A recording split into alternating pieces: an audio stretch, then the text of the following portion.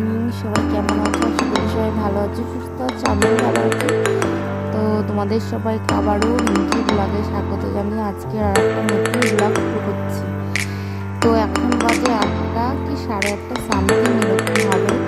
তো অনেকদিন ব্লগ দেওয়া হয় না, তো ভাবছি ব্লগ দিয়ে আসলে ব্লগ না দিয়ে না পেজগুলো কেমন ডাউন হয়ে যাচ্ছে জানো তো। আর ভিউজের তো কোনো কথাই নেই, কোনো তো চ্যানেলে ভিউজ নেই। তো যাই হোক, আস্তে আস্তে তোমাদেরকে সব বলবো আজকে। তো এখন আমি সকালবেলায় ঘুম থেকে উঠে আসি, সমস্ত কাজকর্ম সেরে তো বসে গেছি আলু কাটতে। তো দেখতেই পাচ্ছ আলু কুচি কুচি কাটছি। আসলে আগের দিনের জল দেওয়া অনেকগুলো ভাত রয়েছে, যাকে বলে পান্তা ভাত। তো ভাবছি সকালে এখন কিছু রান্না করব না। আসলে তোমাদের দাদা ভাই সকালে পরোটা নিয়ে এসে খেয়ে কাজে চলে গেল। আর কতগুলো ভাত রয়েছে বললাম জল দিয়ে রেখেছিলাম। আসলে কি জানো তো, আগের দিন রাত্রিবেলা রান্না করেছিলাম।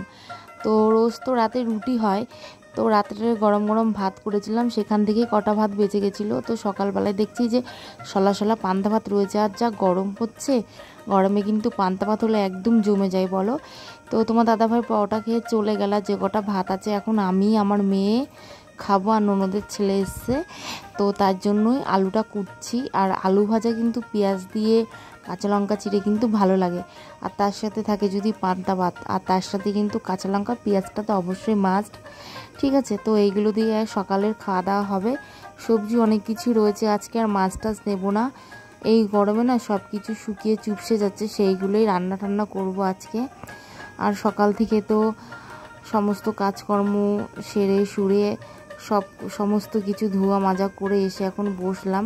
আর রান্নাবান্নাও করতে এখন ভালো লাগছে না, তাহলে গরম ভাতটাই খাই। রোজ তো আর খাই না, রোজ তো গরম ভাতই খাওয়া হয়।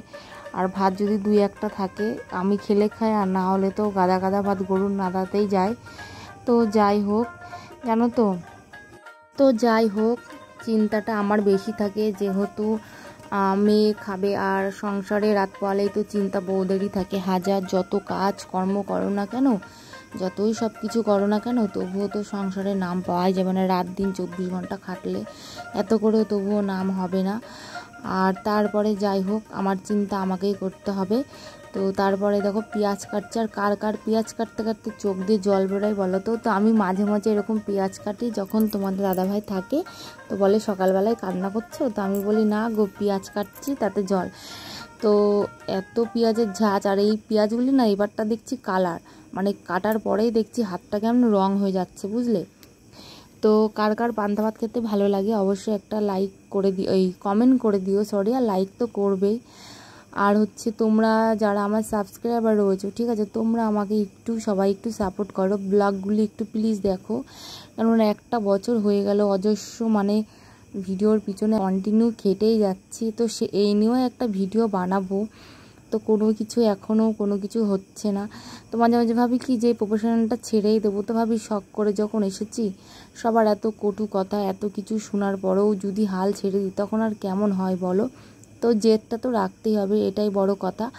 আর দেখো তারপরে আবার চলে আসলাম এদিকটা, যে কি রান্না করব এখনই বেঁচে রাখি। তো এই গতকাল আমরা নিয়ে এসেছিলাম মায়ের বাড়ি থেকে ডাল খাওয়ার জন্য, একদিন খেয়েছি আর কটা রয়েছে, আবার কবে খাবো জানি না। উস্তেগুলোও শুকিয়ে যাচ্ছে, উস্তেগুলো ভাজতে হবে। আর ভাবছি আজকে এঁচোড়টা রান্না করব, কবেই নিয়ে এসেছি এঁচোড়। তারপরে দেখো কথা বলতে বলতে আলু পেঁয়াজটা ভাজা বসিয়ে দিলাম, এখন এটা ভাজা ভাজা হবে, তারপরে সকালের খাওয়া দাওয়াটা হবে। তো চলো আমি ভাজা করে নিই, তোমরা তখন দেখতে থাকো। তো তারপরে দেখো বন্ধুরা, সকালের কিন্তু টিফিন চলে এসেছে, ব্রেকফাস্ট যাকে বলে, বাংলা কথায় তোমরা যাকে বলো। তো আমরা তো বলি সকালের খাবার, কারণ ঘুম থেকে উঠে আমাদের ভাত চাই আর চা চাই, এটা মাস্ট। তো তার সাথে কিন্তু কাঁচা লঙ্কা পেঁয়াজটা আছে, ঠিক আছে। আর দুজনকে ডেকে ডেকে হয়রান, দেখো খেলা করছো ওই ঘরে, খাবার জিনিস নিতে এত ডাকতে হয় কী বলবো। তারপরে অবশেষে আসলো, এ দেখো ননদের ছেলে আমার মেয়ে। তো ননদের ছেলে বলছে মামি আমি এখন পান্তা ভাত খাবো না, আমি রুটি খাবো।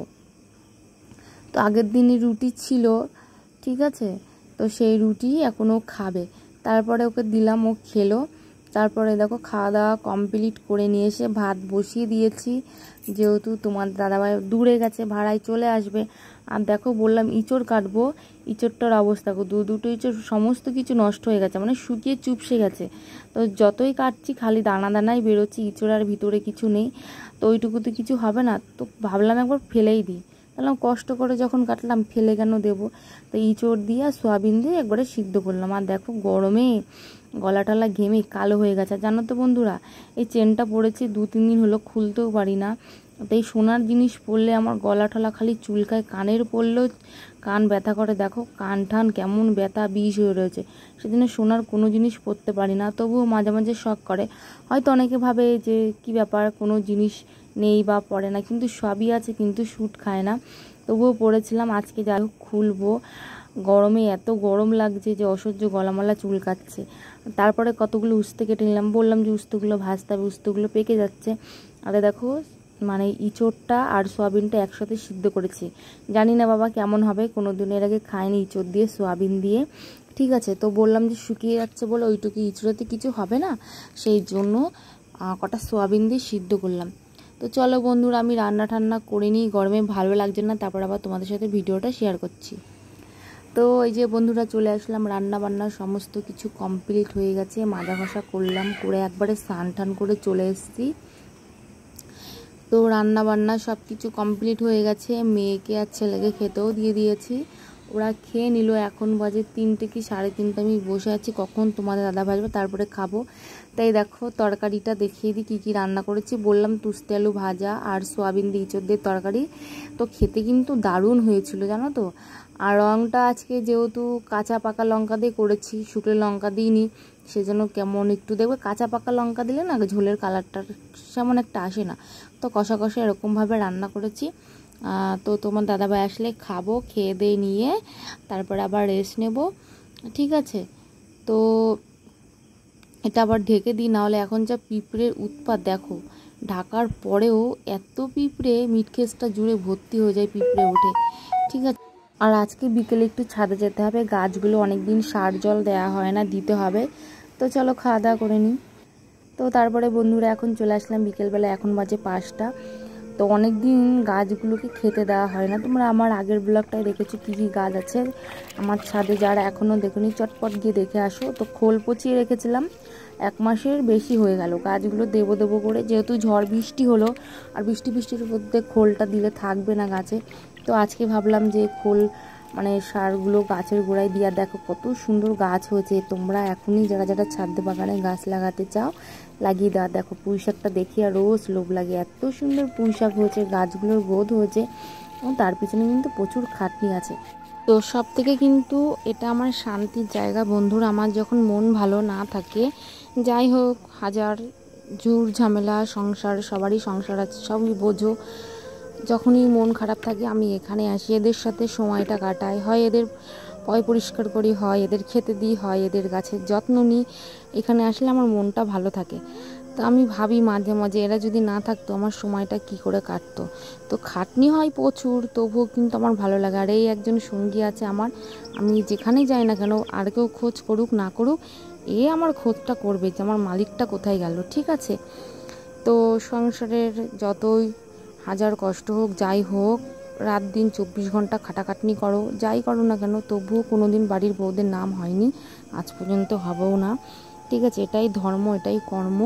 রাত দিন 24 ঘন্টা মানে নাক মুখ দিয়ে রক্ত উঠে গেলেও তবুও বাড়ির বউরা কিছু করে না, সব কিছু বাড়ির লোকেরা করে। মাঝে মাঝে ভাবি জানো তো, যে আমিও অন্য বাড়ির মেয়ে হয়ে এসেছি, এবার আর বাড়ির সদস্যরা অন্য বাড়ির লোক, তারাও বাড়ির লোক। ঠিক আছে, তো যাই হোক, নিজের বাড়ির ঝৌট ঝামেলা অশান্তি সোশ্যাল মিডিয়ায় আনতে চায় না। তো যাই হোক, একটা কথাই বলবো, হাজার বাড়ির বউরা যতই খাটনি করুক না কেন, কোনোদিনও তার নাম পায় না যে বাড়ির বউরা কিছু করে না, সারাদিন খায় দেয়, ভিডিও করে, ঠ্যাঙের পর ঠ্যাং তুলে ঘুমায়। তো যাই হোক, শান্তির জায়গা হচ্ছে আমার এটাই। এদেরকে 2 বেলা না যদি দেখতে পাই মন ভালো লাগে না। ঘুম থেকে উঠে এসে আগে দেখি কোন গাছের কোন পাতাটা সোজা হয়ে গেল, কোনটা বেঁকে আছে, কোন গাছটা মানে কমজোরি হয়ে আছে সেটা যত্ন করতে হবে, কোন গাছটায় কি খেতে দিতে হবে, কোন গাছে কোন ফলটা ধরেছে, এই করে করে সারাদিন চলে যায়। তো কে কী বললো পাত্তা দিন না। তো আজকের মতন ভিডিওটা এখানেই, চলো টাটা।